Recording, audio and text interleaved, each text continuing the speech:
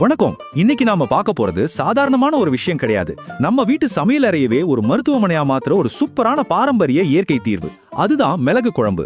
வெறும் சாப்பாட்டுக்கு மட்டும் இல்லாம நம்ம உடம்போட நோய் எதிர்ப்பு சக்தியை அதிகரிச்சு எப்படி ஒரு சக்தி வாய்ந்த மருந்தா இது வேலை செய்யுது அப்படிங்கறது தான் இந்த விளக்கப்பதிவுல நம்ம விரிவா பார்க்க போறோம். இப்போ நீங்க ஒரு நிமிஷம் யோசிச்சு பாருங்க. அடிக்கடி வர்ற தீராத ஜலதோஷம் இல்லனா காரணமே தெரியாத ஒரு கொடூரமான உடல் அசதி, இதனால நீங்க அவதிப்படுறீங்களா? இன்னைக்கு இருக்கிற மாறக்கூடிய தட்பவெப்பம், வேலைப்பழு, மன அழுத்தம் காரணமா நம்மள பல பேருக்கு இது ஒரு தொடர் பிரச்சனையாவே ஆகிடுச்சு. உடனே மாத்திரையை தேடி ஓடாம நம்ம முன்னோர்கள் சொல்லி கொடுத்த இந்த சிம்பிளான ஆனா மிகச்சிறந்த இயற்கை தீர்வை ஏன் நம்ம ட்ரை பண்ணக்கூடாது? பகுதி 1, மருத்துவ பயன்கள். இந்த மிளகு குழம்போட அற்புதமான மருத்துவ குணங்கள் என்னென்ன அப்படிங்கறத முதல்ல பார்க்கலாம். இந்த குழம்பு நம்ம உடம்ப எப்படி முழுமையா குணப்படுத்துதுன்னு பாத்தீங்கன்னா உங்களுக்கே ஆச்சரியமா இருக்கும். முதல்ல இது நெஞ்சு சளியை அப்படியே கரைச்சு ஜலதோஷத்தை முழுமையா போக்குது.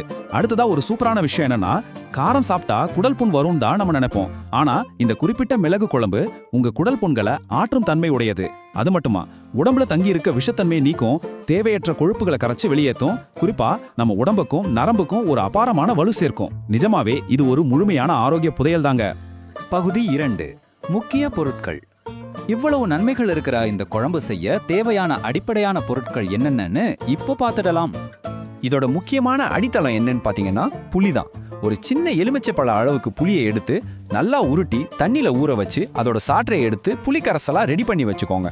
இந்த புளிக்கரசல் தான் நாம சேர்க்க போற மசாலாக்களோட மருத்துவ குணங்களை அப்படியே தாங்கி பிடிக்க போற ஒரு சுவையான பேஸ். பகுதி 3, வறுத்தரைக்க வேண்டிய மசாலா பொருட்கள். மருத்துவ குணத்தையும் சுவையும் கொடுக்கும் அந்த சிறப்பு மசாலாக்கள் என்னென்னு பார்க்கலாம். எந்த ஒரு மருந்தா இருந்தாலும் அளவு ரொம்ப முக்கியம் இல்லையா? இந்த குழம்போட முக்கியமான பொருளே மிளகு தான். அது ஒரு 1.5 டேபிள் ஸ்பூன் எடுத்துக்கோங்க. குழம்புக்கு ஒரு திக்னஸ் கிடைக்க 1/2 டேபிள் ஸ்பூன் உளுந்து, காரத்துக்கு 3 வரமிளகா, வாசம் மற்றும் இரும்பு சத்துக்கு கொஞ்சமா கறிவேப்பிலை, அப்புறம் செரிமானத்தை தூண்ட 1/2 டேபிள் ஸ்பூன் ஜீரகம். இந்த அளவுகள் தாங்க நோயை விரட்டுற அந்த ரகசிய கலவை. பகுதி 4, செய்முறை விளக்கங்கள். இதையெல்லாம் வச்சு எப்படி படிப்படியா சமைக்கிறதுன்னு பார்ப்போம். செய்முறையை கொஞ்சம் கவனமா கேட்டுக்கோங்க.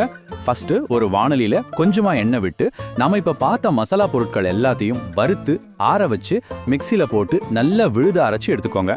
அப்புறம் வாணலியில எண்ணெய் ஊத்தி கடுகு மற்றும் உளுந்து போட்டு தாளிக்கணும். கடுகு நல்லா பொரிஞ்சதும் நாம ரெடி பண்ணி வச்சிருக்க அந்த புளிக்கரசலை ஊத்தி கூடவே கொஞ்சம் மஞ்சத்தூள், பெருங்காயம் சேர்த்து நல்லா கொதிக்க விடணும்.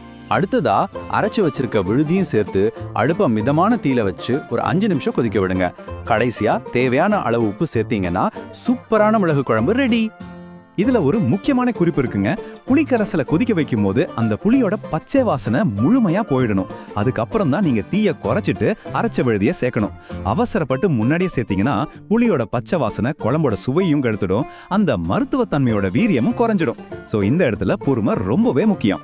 பகுதி 5, ஆரோக்கியமான முடிவுரை. இந்த விளக்கப்பதிவோட இறுதி பகுதிக்கு நாம வந்துட்டோம்.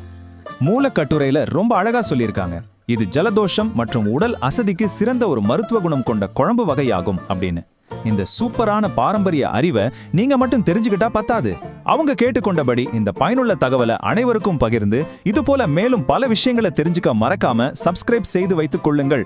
இது கண்டிப்பா பலருக்கும் ஒரு சிறந்த தீர்வா அமையும். நன்றி. சோ இப்ப சொல்லுங்க, இவ்ளோ நன்மைகள் இருக்கிற செய்யறதுக்கு ரொம்ப ஈஸியான இந்த மிளகு குழம்ப உங்களோட அடுத்த சாப்பாட்டுல கண்டிப்பா சேர்த்துப்பீங்களா? அடுத்த முறை ஜலதோஷமும் உடல் சோர்வும் வந்தா மாத்திரையை தேடுறதுக்கு முன்னாடி உங்க சமையலறைக்கு போங்க. இந்த பதிவு உங்களுக்கு ரொம்பவே பயனுள்ளதா இருந்திருக்கும்னு நம்புறேன். மீண்டும் ஒரு சுவாரஸ்யமான தலைப்போடு சந்திப்போம்.